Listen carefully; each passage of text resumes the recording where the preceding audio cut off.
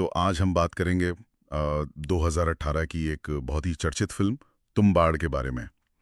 हमारे पास इस फिल्म की कहानी है, स्क्रीन प्ले के कुछ शुरुआती ड्राफ्ट्स हैं और कुछ विश्लेषणात्मक नोट्स भी। आज का मकसद सिर्फ कहानी सुनाना नहीं है, बल्कि उस लालच की जड़ तक जाना है जो जो इस पूरी कहानी को चलाता है। बिल्कुल। और हमारे सोर्स जो सबसे पहली बात साफ करते हैं वो ये है कि तुम्बाड़ सिर्फ एक हॉरर कहानी नहीं है। ये लालच के मनोविज्ञान पर एक गहरा अध्ययन है। अच्छा। हाँ, ये फिल्म लालच को एक नैतिक बुराई की तरह नहीं, बल्कि एक संक्रामक बीमारी की तरह दिखाती है जो एक पीढ़ी से दूसरी पीढ़ी में फैलती है। एक संक्रामक बीमारी? हम्म। तो इस संक्रमण की शुरुआत कहाँ से होती है? कहानी हमें एक पौराणिक कथा की तरफ ले जाती है ना। हाँ, समृद्धि की देवी, उन्होंने करोड़ों देवताओं को जन्म दिया, पर उनका जो पहला और सबसे प्रिय बेटा था हस्तर। हस्तर, और उसमें एक ही समस्या थे कि वो असीम रूप से लालची था। मतलब जब देवी ने उसे सोने का खजाना दिया तो उसे संतोष नहीं हुआ, उसने सारा सोना अपने पास रख लिया। और फिर उसकी नजर देवी के अनाज पर पड़ी। हाँ, वो उसे भी हड़पना चाहता था, और जैसे ही उसने अनाज को छूने की कोशिश की, बाकी देवताओं ने उस पर हमला कर दिया। बिल्कुल, उन्होंने उसके टुकड़े टुकड़े कर दिए, लेकिन देवी ने अपनी ममता के कारण उसे मरने नहीं दिया। उसने उसे अपनी कोख में, अपने गर्भ में वापस छिपा लिया। और यहीं पर कहानी का पहला बड़ा आइडिया सामने आता है। हाँ, देवी ने हस्तर को बचाया जरूर, पर एक शर्त और एक श्राप के साथ। क्या शर्त थी? शर्त ये थी कि वो हमेशा देवी के गर्भ में रहेगा, और श्राप ये कि उसकी कभी पूजा नहीं की जाएगी, उसे भुला दिया जाएगा। बुला दिया जाएगा। मतलब हमारे विश्लेषणात्मक नोट्स इसे द कर्स ऑफ ओब्लिवियन कहते हैं। सही कहा। मतलब लालच पूजनीय नहीं हो सकता, उसे सिर्फ भुलाया जा सकता है। और यहीं से कहानी असल दुनिया में कदम रखती है। साल है 1918, जगह है तुम्बाड़ गांव। एक ऐसी जगह जहाँ सूरज कभी नहीं निकलता, लगातार बारिश होती है, और जमीन का रंग खून जैसा लाल है। ये माहौल ही बता रहा है कि ये जगह शापित है। शापित तो है, लेकिन हमारे नोट्स एक और शब्द का इस्तेमाल करते हैं, संक्रमित। जैसे कोई जमीन किसी बीमारी से संक्रमित हो। अच्छा। हाँ, श्राप एक बाहरी चीज है, जबकि संक्रमण अंदर से फैलता है। तुम्बाड़ की जमीन, वहां का पानी और वहां से निकला सोना, सब कुछ लालच से संक्रमित है। और इसी संक्रमित जमीन पर एक पुरानी हवेली में रहता है एक छोटा लड़का, विनायक, अपनी माँ और छोटे भाई के साथ। और उनके साथ रहती है एक और चीज, वो बूढ़ी औरत, विनायक की परदादी, जो जंजीरों से बंधी हुई। हाँ, वो किरदार फिल्म का दिल है। वो एक राक्षसी बन चुकी है, लेकिन मर नहीं सकती। क्यों? क्योंकि उसे हस्तर का श्राप मिला हुआ है। वो जिंदा इसलिए है क्योंकि उसे खजाने का राज पता है, लेकिन वो शांति से मर नहीं सकती। वो बार बार एक ही बात फुसफुसाती है, खजाना गर्भ में है। बिल्कुल। जिससे ये बीमारी आगे फैलने वाली है। फिर कहानी में एक मोड़ आता है। विनायक का छोटा भाई एक दुर्घटना में मर जाता है, और उसकी माँ उसे लेकर तुम्बाड़ से पुणे चली जाती है। और वो विनायक से कसम लेती है कि वो कभी उस शापित जगह पर वापस नहीं जाएगा। लेकिन 15 साल बाद 1933 में माँ की मौत के बाद विनायक सारी कस्में तोड़कर तुम्बाड़ लौट आता है। हाँ, उसका मकसद साफ है, खजाना। हमारे सोर्स बताते हैं कि विनायक का लौटना सिर्फ लालच नहीं है, ये एक तरह का हक जताना है। उसे लगता है कि वो खजाना उसका जन्मसिद्ध अधिकार है। वो उस बूढ़ी औरत को ढूंढता है जो 15 साल बाद भी उसी हालत में जिंदा है।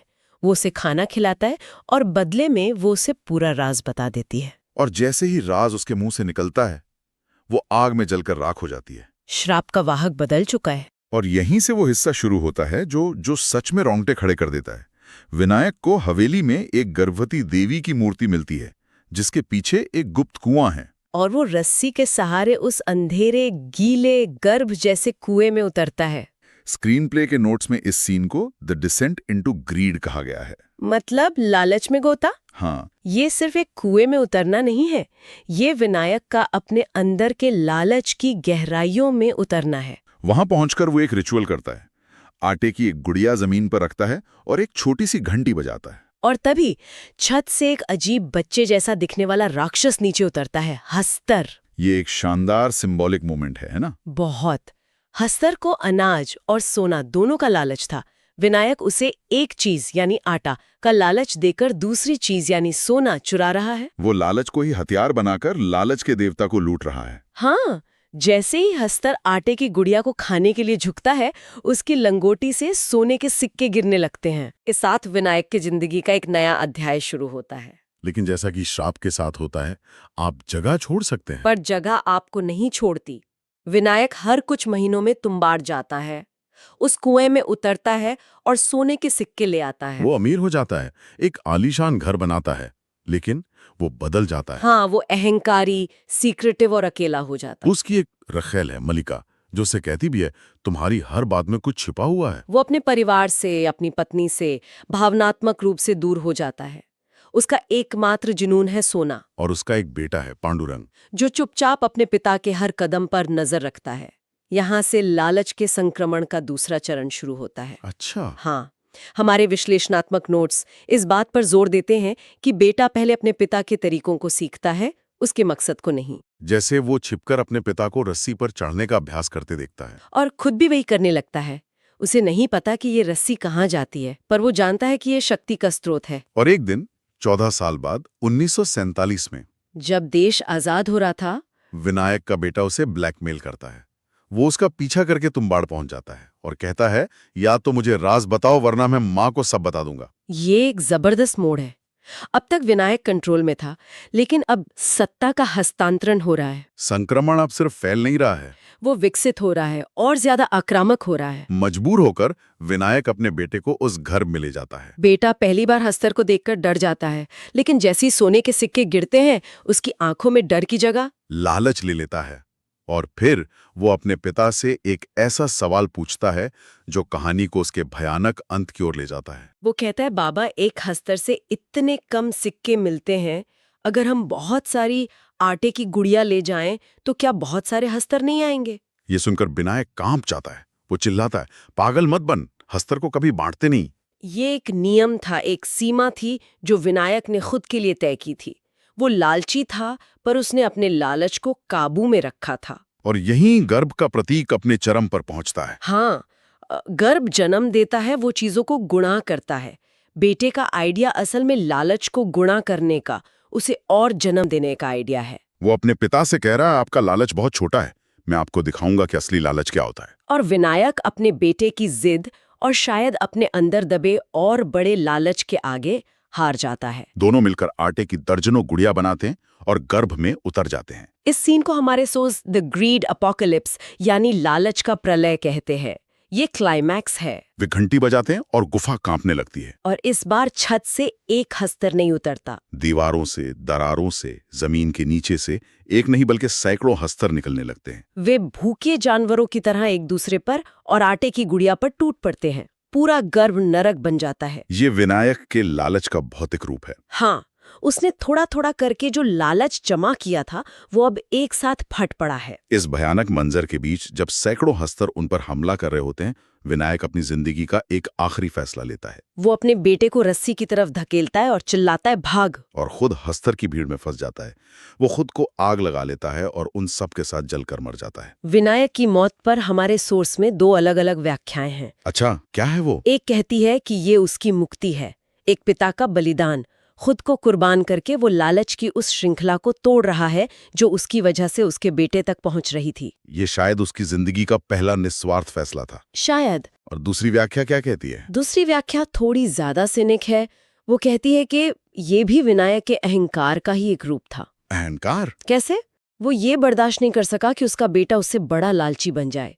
अपनी विरासत को किसी और के हाथों में जाते देखने के बजाय उसने उसे अपने साथ ही नष्ट कर देना बेहतर समझा। मतलब ये बलिदान नहीं बल्कि अंतिम कब्जा था। हाँ। वाह, ये तो सोचने वाली बात है। कहानी के अंत में विनायक का बेटा उस गर्भ से बाहर निकलता है। उसके हाथ में पिता की राख और एक आखिरी सोने का सिक्का है। बाहर तूफान थोड़ा शांत हो गया है।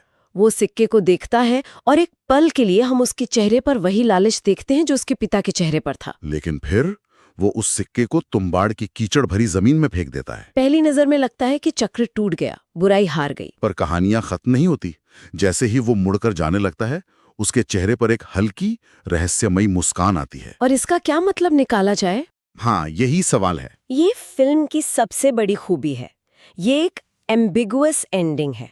हमारे पास जो स्क्रीन प्ले का एक शुरुआती ड्राफ्ट है, उसमें एक आखिरी सीन था जो फिल्म में नहीं रखा गया। क्या था उसमें? उसमें दिखाया गया था कि बेटा वापस पुणे जाता है और अपने पिता की तिजोरी खोलता है जहां और भी सोना रखा था। लेकिन डायरेक्टर ने इसे हटा दिया ताकि सवाल दर्शक के लिए खुला रहे। तो क्या उसने सच में लालच के चक्कर को तोड़ दिया? या ये सिर्फ एक दिखावा था और वो अब एक नए, ज्यादा चालाक तरीके से इस खेल को खेलेगा? फिल्म का संदेश शायद यही है, लालच कभी मरता नहीं। वो सिर्फ अपना रूप बदलता है। हो सकता है बेटे ने ये सबक सीखा हो कि हस्तर से सोना चुराना बहुत खतरनाक और धीमा तरीका है। असली खजाना तो पुणे में उसके पिता की तिजोरी में है। बिल्कुल, उसने सिक्के को नहीं बल्कि सिक्के को पाने के तरीके को फेंका है। तो इस सब का आखिर में क्या मतलब है? अगर गर्व हमारी कभी ना खत्म होने वाली इच्छाओं का प्रतीक है और हस्तर हमारी आदिम लालची प्रवृत्ति का, तो क्या तुम्बाड़ का खजाना किसी बाहरी जगह पर था? या ये हमारे अंदर ही मौजूद उस अंधेरे का प्रतीक है जो बस जागने के एक मौके का इंतजार कर रहा है? और जिसे हम हर पीढ़ी को एक नई शक्ल में विरासत में देते जाते हैं।